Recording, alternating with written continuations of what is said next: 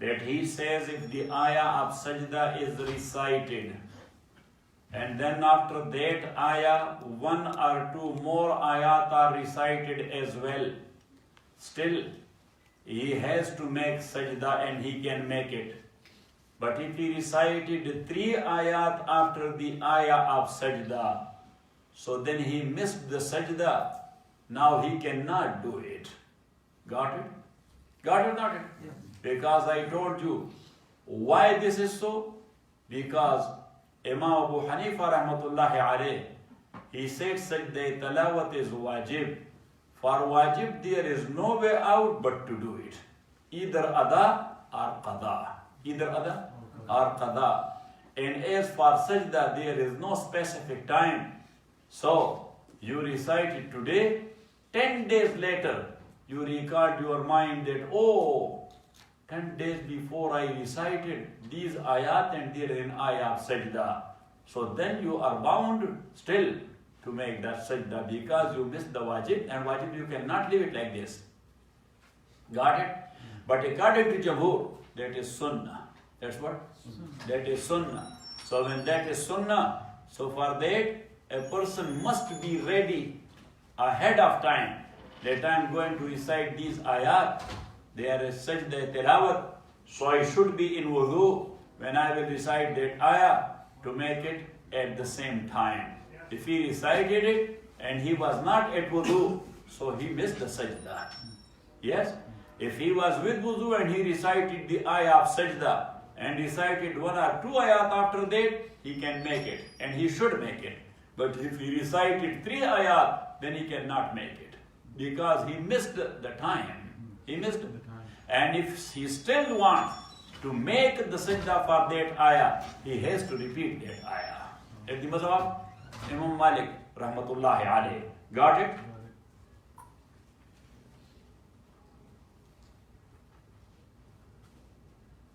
Also he says that if he recited the ayah of sajda in salat, so as you know, the same rule, if he recited 1 or 2 ayah after that, so he should make the sajda tilawat.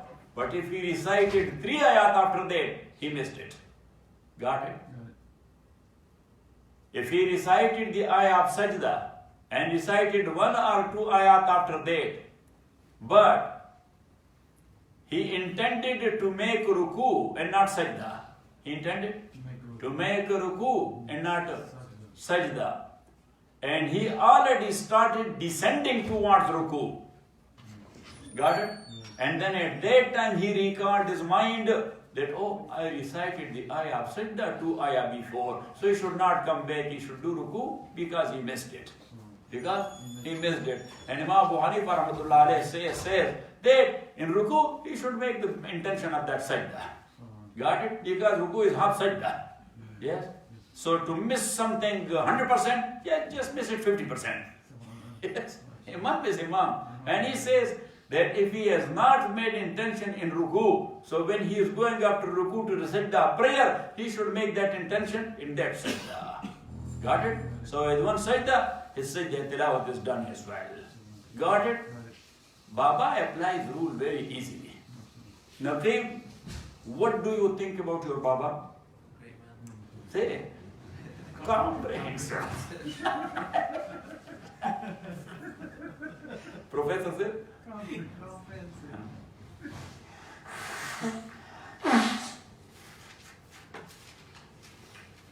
And sometime he himself comprehended. He said, very comprehensive. He framed it, the comprehension.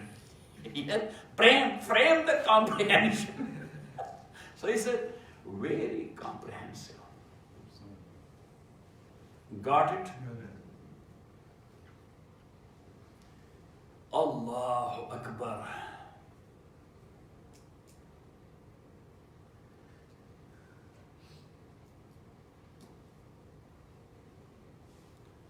Now if someone recited the ayah of sajda in 1 rakat, but he missed the sajda, because of some reason, he missed the sajda. But when he was going to the 2nd rakat up, So he recalled his mind that, oh, in the first rakat I recited the ayah of sajda and I did not make sajda. Now Imam Malik rahmatullah alayhi says, to recite the same ayat in the second rakat, that is not allowed for the purpose of sajda. Yeah? For what? For the purpose of sajda. Because you missed it, so you missed it. If you are repeating the same ayat, so now this is not a light practice to recite one and the same ayat in both rakat. Got it? In both rakat, you should recite different parts of Holy Quran. Got it?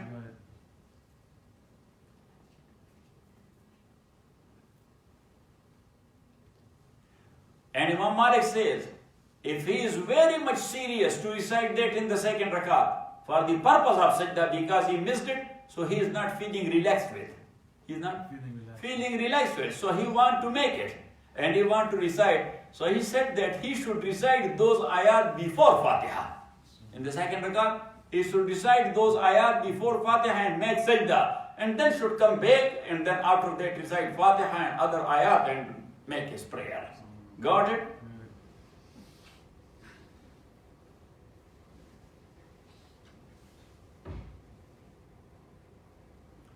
Now if somebody recited the ayah of sajda in his prayer and he did sajda for that recitation, now after sajda he must recite one or two ayat and then make ruku. He cannot do like this, that he went to sajda and came back and he said Allahu Akbar, went to ruku. That is not. He should recite one or two ayat after that sajda and then make ruku. Because for ruku, this is must to be after recitation. To be after recitation. Now if he made sajda tilawat and came back and went to ruku, so ruku is not after recitation, that is after sajda. That is after sajda.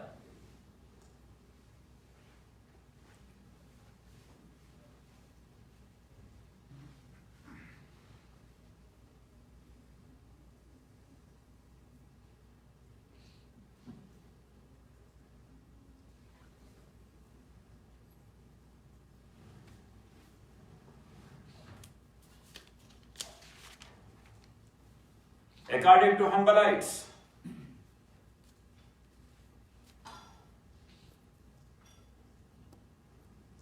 sajda tilawat is not allowed in makruh times.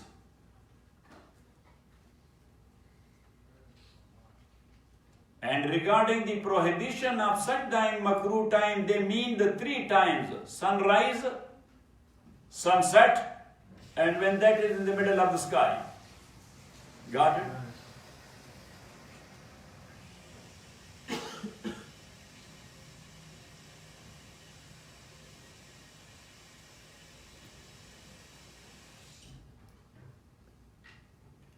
Also, some Hanafites are of the view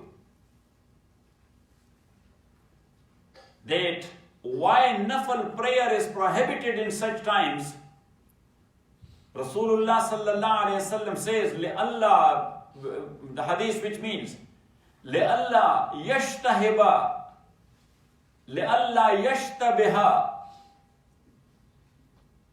bisujudi man ya'budu shams.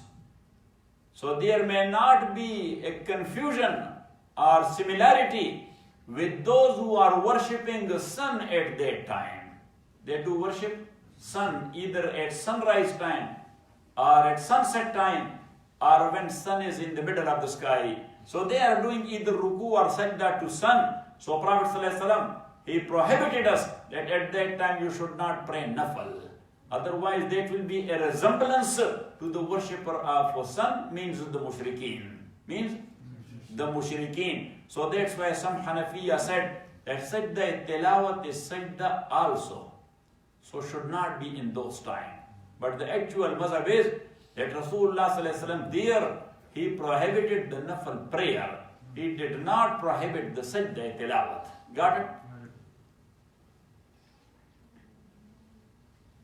So furthermore, inshallah. Ya Allah.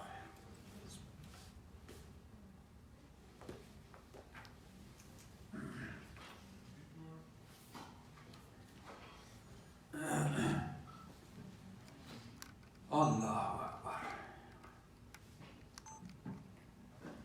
Bismillahir Rahmanir Rahim. Wa sallallahu ala Nabi Kareem Muhammadin wa alihi wa ashabihi ajma'in.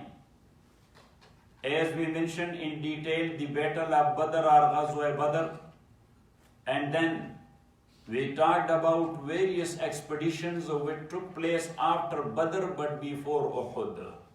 In between Badr and Uhud, certain expeditions are Saraya, which is called Sariya. It's called Sariya because an expedition where the Prophet himself, sallallahu alaihi wasallam, he went out and led the army. That is called Ghazwa. That's what called Ghazwa. But when Rasulullah sallallahu alaihi wasallam sent a platoon of army or a group of army under the leadership of someone, he himself was not a part of that army. That's called Sariya or expedition. So now, after Uhud, now the first battle, Ghazwa, was Badr. The second one was Uhud. Second one was Uhud. And the third big battle, which is coming, just recall your mind. That is Ghazwa Khandaq, or Battle of Confederates, or Battle of Allies, or Battle of Trench. Yes, three names. Battle of Allies. Say. Battle of Confederates and Battle of Trench. Ghazwa Khandaq or Ghazwatul Ahzab. Confederates and Allies mean Ahzab. So that's actually translation of the same word to two words in English. Battle of Confederates or Battle of Allies. Got it? The details are coming where they are the mushrikeen, the Jew and the Christians. The mushrikeen, the Jew and the Christians. Mushrikeen of various areas and tribes, all of them, they made an alliance. They made an alliance and they attacked Medina. They attacked Medina. So that is called Ghazwatul Ahzab. Yes, Battle of Confederates or Battle of Allies. Got it? And as Rasulullah sallallahu alaihi wasallam, he dug a trench to one side of Medina, which was flat. Otherwise, at one side there was Uhud. On the other, and gardens as well. On the other side, there are Seerah and gardens of date palm trees, thick gardens. So that was a protection. But in between Uhud and Seerah, that area is totally flat. It is totally flat. So how we will protect Medina, the capital and the center, not to be attacked by these confederates? So Salman al-Farsi radiallahu ta'ala an, he gave his own opinion that back home in Iran, when we are protecting a very sensitive or strategic area, so we dig a big trench around it, very deep and very wide. Very deep and very wide. So at that time there was no drone or aeroplane or things like that. So they were unable to cross over the trench and to attack the area. So Rasulullah sallallahu alaihi wasallam endorsed the idea and he dug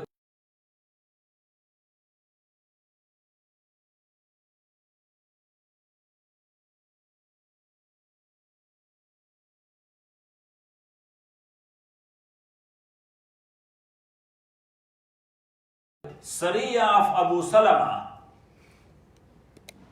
or expedition of Abu Salama radiyallahu ta'ala an.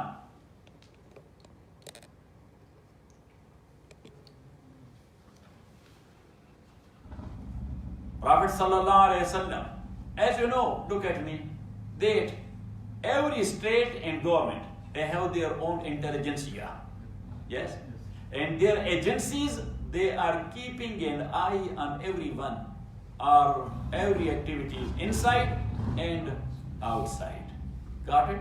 Now Rasulullah sallallahu alaihi wasallam, for outside, he had his own intelligentsia who were bringing the Prophet sallallahu alaihi wasallam what's going on that border of ours and what's going on that border of ours.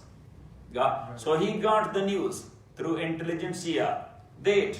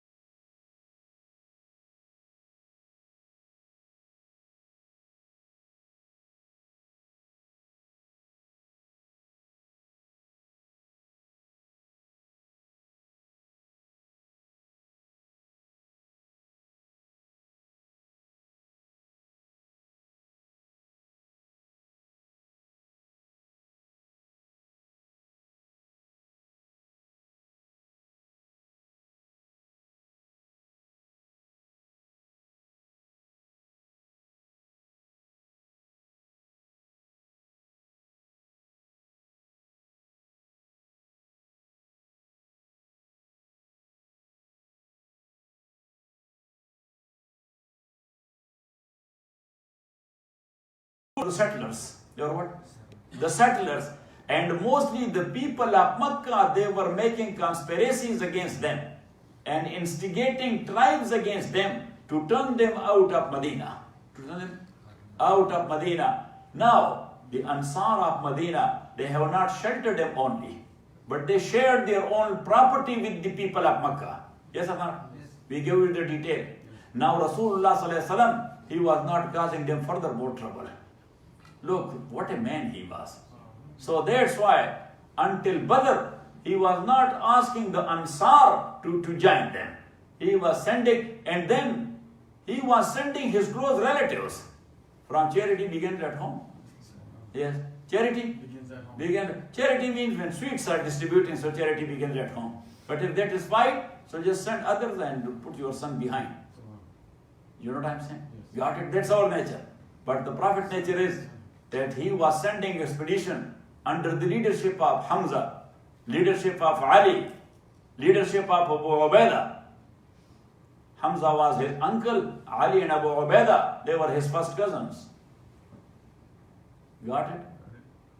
So nobody may put a finger on them that, oh, so one trouble and now this is the other trouble, and why he is not sending his own people. If somebody will think like this about the Prophet ﷺ, he will lose Iman. So Prophet ﷺ was not putting their Iman on stake. So that's why, to protect and defend their Iman, even though their Iman was very strong, but there is a room. Satan is there. Yeah, Satan is. He is flowing with the flow of blood. So he can put anything as a whispering to anybody. So Prophet ﷺ, as a good strategy, he was sending his own uncle or his own cousins to fight the people. Got it? But in Battle of Badr, he got victory. Now that was okay. Now situation changed. So then after Badr, sometime Prophet ﷺ was sending under the leadership of Muhajir and sometime under the leadership of Ansari. Got it? So here in this Sariyah or expedition, the leader was Abu Salama ibn Abdul Asad. Abu Salama ibn Abdul Asad.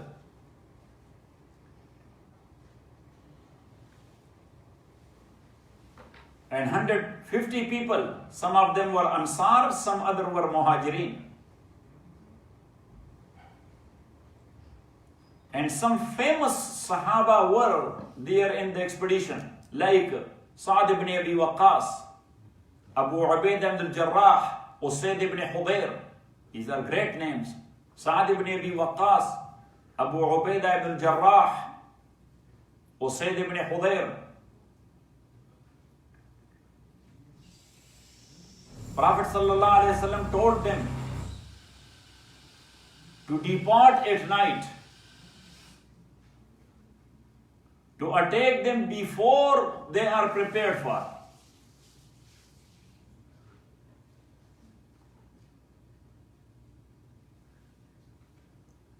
This was the month of Muharram, year number 4 after Hijrah. So when they attacked the area, so the tribe of Banu Asad, they fled away. They ran away. And the Muslims, they got a lot of spoils of war in shape of their cattle. They left the cattle, so that was spoils of war. They got it and brought it to Medina.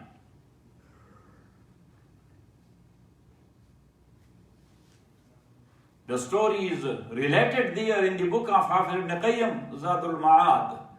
Zadul Ma'ad is famous book of Hafiz ibn Qayyim, rahmatullahi alayh. What's the book name? Zadul Ma'ad. The other Sariyah, that is the Sariyah of Abdullah ibn Unais.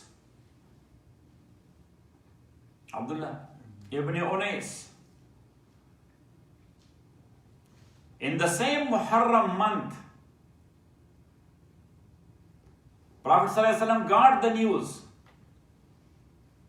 that Khalid ibn Sufyan Huzali, Khalid ibn Sufyan Huzali from Banu Huzayl. Banu Huzayl is the name of tribe. Khalid ibn Sufyan Huzali. He is making preparation to attack Medina. So Prophet ﷺ sent an expedition under the leadership of Abdullah ibn Unais radiyallahu ta'ala anhu.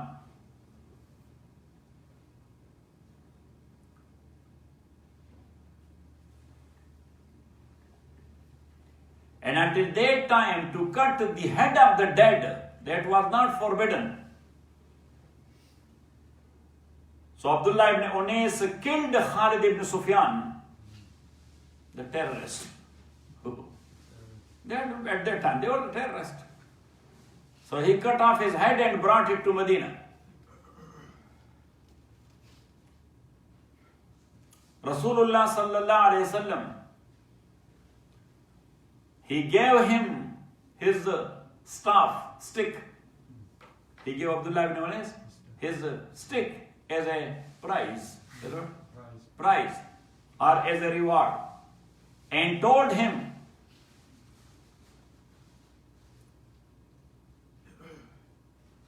that is my sign for you on the day of judgment, you will have it. So at the time of his death, Abdullah ibn Unais, he made a will that bury this stick with me in my grave. So they buried the stick with Abdullah ibn Unais, because Prophet ﷺ told him, this will be your sign on the day of judgment. The staff of Rasulullah sallallahu alayhi wasallam. Now the next Sariyah, that is a very tragic Sariyah of Asim ibn Sabit radiyallahu ta'ala anhu. So we will talk about that next time. Sallallahu ta'ala ala khairi khalqih Muhammadin wa alihi wa sahbihi.